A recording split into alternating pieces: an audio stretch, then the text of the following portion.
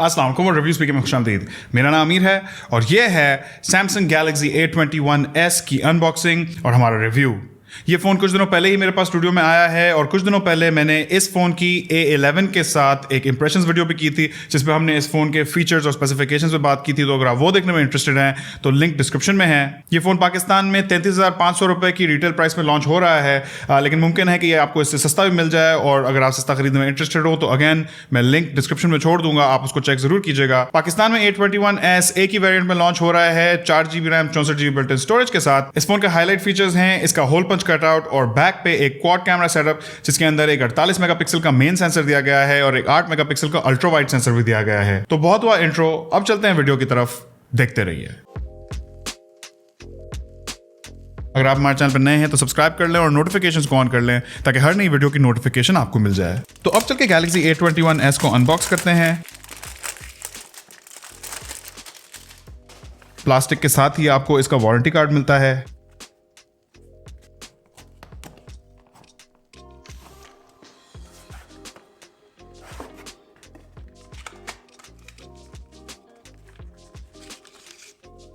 Phone के साथ ये वारंटी बुकलेट और यूज़र मैनुअल्स आते हैं जो कि उर्दू में हैं। Loving the localisation.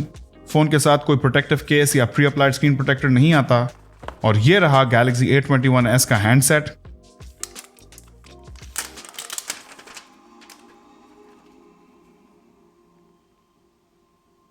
हैंडसेट के साथ आपको एक सिम इजेक्टर टूल मिलता है, एक 15 वॉट की Samsung adaptive fast charging power brick मिलती है और एक USB Type-C केबल मिलता है।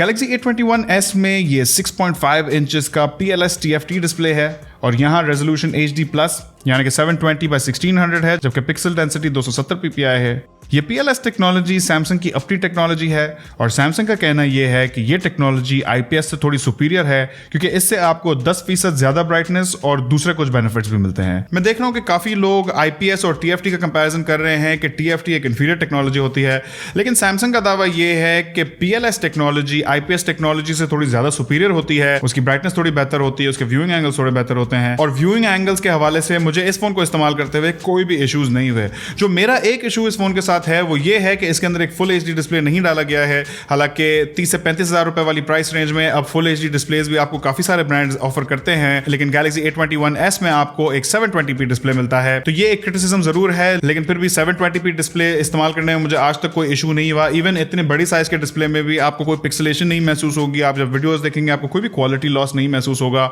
हाँ, फर्क आपको तब महसूस होगा जब आप एक फुल HD डिस्प्ले के साथ एक 720p डिस्प्ले को रख के और बहुत ही करीब बारीकी से देखेंगे तो शायद आपको थोड़ा बहुत फर्क महसूस हो, लेकिन ओवरऑल मुझे इस फोन का डिस्प्ले बहुत ही पसंद आया है। डिस्प्ले के टॉप लेफ्ट पे एक होल पंच कटआउट है जो कि आजकल बहुत ट्रेंड में है।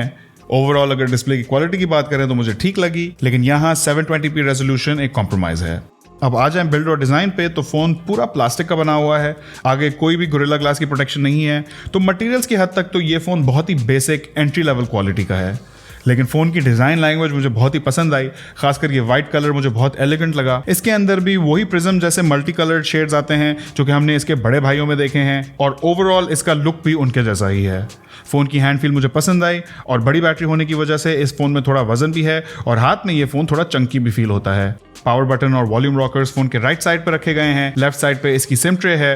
ऊपर वाली तरफ नॉइस कैंसलेशन का माइक है, जबकि नीचे वाली तरफ है फ़ोन का headphone Jack, USB Type-C port और एक स्पीकर ग्रिल। अब बात करते हैं Galaxy A21s के उस फीचर का जो कि मेरा फेवरेट फीचर है और वो है इसका क्वाड कैमरा सेटअप। तो बैक पे एक 48 मेगापिक्सल का f2.0 एपर्चर वाला मेन कैमरा है। ये Samsung का GM2 सेंसर है। ये वही Samsung GM2 सेंसर है जो हमने Redmi Note 9s और Redmi Note 9 Pro में देखा है और वो दोनों फोन्स इस फोन से कुछ 10,000 रुपए ऊपर प्राइस रेंज में कम्पीट करते हैं। तो 30 से 35 हज़ार रुपए वाली प्राइस रेंज में एक सैमसंग के फोन में Samsung GM2 सेंसर होना मेरे हिसाब से एक बहुत ही खुशाइंद बात है। साथ में फोन में एक 48 मेगापिक्सल का अल्ट्रा वाइड कैमरा है, 2 मेगापिक्सल का मैक्रो कैमरा है, और 2 मेगापिक्सल का डेप्थ सेंसर है, जबकि आगे वाली तरफ एक 13 मेगापिक्सल का f2.2 एपर्चर वाला वाइड एंगल सेल्फी शूटर है। बैक और फ्रंट कैमरा की मैक्सिमम वीडियो रिकॉर्डिंग रेजोल्यूशन को 1080p एट 30 फ्रेम्स पर सेकंड रखा गया है, लेकिन इस फोन के अंदर कोई जायरो बेस्ड इलेक्ट्रॉनिक इमेज स्टेबलाइजेशन नहीं है, जिसका मतलब है कि जब आप इससे वीडियोस लेंगे तो बहुत ही जर्की वीडियोस आएंगी। तो मैं आपको रेकमेंड करूंगा कि अगर आप वीडियोस लें तो उसके लिए आप एक ट्राइपॉड जरूर इस्तेमाल कर लें। अब अगर हम इमेज सैंपल्स देखें तो इमेजेस की क्वालिटी मुझे बहुत पसंद आई है। कलर रिप्रोडक्शन एक्यूरेट थी, रेड्स, येलोज और ग्रीन्स में मुझे कोई कलर शिफ्ट नहीं महसूस हुआ। इमेजेस की डायनामिक रेंज भी अच्छी थी, ब्राइट इमेजेस में भी आसमान में ब्लू है और ना ही शैडोज में डिटेल क्रश हो रही है। लेकिन इस कैमरा का मेरे लिए जो स्टैंड आउट फीचर है वो है इसकी क्लैरिटी। ये 48 मेगापिक्सल का सेंसर काफी डिटेल्ड इमेजेस लेता है। सिर्फ एक बात यह है कि मेन कैमरा का f2.0 एपर्चर होने की वजह से सेंसर पे कम लाइट पड़ने से इमेजेस थोड़ी सॉफ्ट हो जाएंगी और आपको कहीं कहीं अग्रेसिव शार्पनिंग महसूस होगी। अगर अल्ट्रा वाइड कैमरा की बात करें तो यकीनन अल्ट्रा वाइड लेंस से आपको एक इंटरेस्टिंग पर्सपेक्टिव मिलता है, लेकिन कम मेगापिक्सल्स होने की वजह से इमेजेस सॉफ्ट होती हैं। और आ जाए सेल्फीज पे तो इसका 13 मेगापिक्सल का सेल्फी शूटर ब्राइट लाइट में डिसेंट सेल्फीज लेता है, लेकिन इनडोर्स में आपको सेल्फीज सॉफ्ट मिलेंगी। तो जैसा कि आपको पहले बताया, इस फोन का कैमरा मेरे लिए इसका फेवरेट फीचर है। 30 से 35,000 रुपए की प्राइस रेंज में आपको एक अच्छा कैमरा चाहिए तो मैं आपको रेकमेंड करूंगा Galaxy A21s की तरफ जरूर देखें। इस वक्त ये Samsung GM2 सेंसर 30 से 35,000 रुपए वाली प्राइस रेंज को बिल्कुल डोमिनेट करता है और इससे 10,000 ऊपर वाली प्राइस रेंज में भी कंपीट करता है। इसके साथ साथ सैमसंग की सॉफ्टवेयर प्रोसेसिंग और कंप्यूटेशनल फोटोग्राफी भी दूसरे कंपेटिटर से ज्यादा सुपीरियर है। अब आगे बढ़ के अगर बात करें Galaxy A21 के स्पेसिफिकेशंस और इंटरनल्स की, तो फोन के अंदर Exynos 850 चिपसेट लगाया गया है जो कि 8 नैनोमीटर्स पे बेस्ड है और साथ में Mali G52 GPU है। और जैसा कि आपको इंट्रो में बताया, फोन 4GB रैम और 64GB बिल्ट इन स्टोरेज के साथ आता है और ये स्टोरेज eMMC 5.1 स्टोरेज है। अगर एक्सपेंशन की बात कर लें तो फोन में फुल ड्यूल सिम सपोर्ट है, यानी कि एक डेडिकेटेड SD कार्ड स्लॉट है और आप इस फोन के अंदर 2 सिम्स और एक माइक्रो SD कार्ड सब एक साथ लगा सकेंगे। अब अगर इस चिपसेट और GPU कॉन्फ़िगरेशन की परफॉर्मेंस की बात करें तो ऑफ द बैट मैं आपको ये बता सकता हूं कि ये कहीं से भी टियर लीडिंग या टॉप टियर किस्म की परफॉर्मेंस नहीं देगा आपको। अगर बेंचमार्क्स पे पहले नजर दौड़ा लें तो Geekbench 4 में सिंगल कोर स्कोर 991 आया, जबकि मल्टी कोर स्कोर 4673 आया और दूसरी तरफ AnTuTu स्कोर 1,14,185 आया। तो जैसा कि आप देख सकते हैं, ये परफॉर्मेंस इस प्राइस रेंज के दूसरे चाइनीज कंपेटिटर से काफी कम है। इस प्राइस रेंज में आपको चाइनीज कंपेटिटर्स में Snapdragon 720G और MediaTek Helio G80 जैसे प्रोसेसर्स भी मिलते हैं, जिनकी यकीनन इस फोन से परफॉर्मेंस बहुत ज्यादा बेहतर है, खासकर जब आप बात करते हैं हाई परफॉर्मेंस और गेमिंग की। तो अगर आप एक फोन खालिसतन इस प्राइस रेंज में गेमिंग के लिए ढूंढ रहे हैं तो मैं आपको ये फोन बिल्कुल भी रेकमेंड नहीं करूंगा। लेकिन ये जो परफॉर्मेंस है, डे टू डे यूसेज, आपकी day to day apps, social media apps, video watching, movie watching और जो रेगुलर किस्म का यूसेज होता है जो कि एक एवरीडे एवरेज किस्म का यूजर करता है, उसके लिए ये इंटरनल्स बिल्कुल ठीक हैं। आपको मूवीज देखने में कोई इश्यूज नहीं होंगे, आपको ऑनलाइन अपने ईमेल्स करने में या फिर अपने व्हाट्सएप और फेसबुक और इंस्टा और उस टाइप की चीजें करने में कोई इश्यूज नहीं होंगे। इसके साथ साथ Exynos 850 एक बहुत ही एफिशिएंट प्रोसेसर भी माना जाता है, तो इस्तेमाल करते हुए ये फोन की बैटरी बहुत कम कंज्यूम करेगा, जिससे आपको बेहतर बैटरी लाइफ मिलेगी। आगे बढ़ के बात करें इंटरफेस की तो A21s Android 10 के साथ आता है और इस पे Samsung की One UI लगी हुई है और इस इंटरफेस को Samsung ने वक्त के साथ साथ बहुत ही रिफाइन कर दिया है। तो डे टू डे यूसेज में तो मैं अपने Note 9 में भी यही इंटरफेस इस्तेमाल कर रहा हूं, मुझे इस इंटरफेस से कोई इश्यूज नहीं है और यही सॉफ्टवेयर एक्सपीरियंस आपको Samsung के ज्यादा महंगे फोन्स में दिखता है और इसी वजह से मैं इस इंटरफेस को Samsung के लिए मिड रेंज मार्केट सेगमेंट में एक प्लस पॉइंट समझता हूं। अब आगे बढ़ के बात करते हैं Galaxy A21s के एक और बड़े सेलिंग पॉइंट पे और वो है इसका बैटरी और चार्जिंग सेटअप।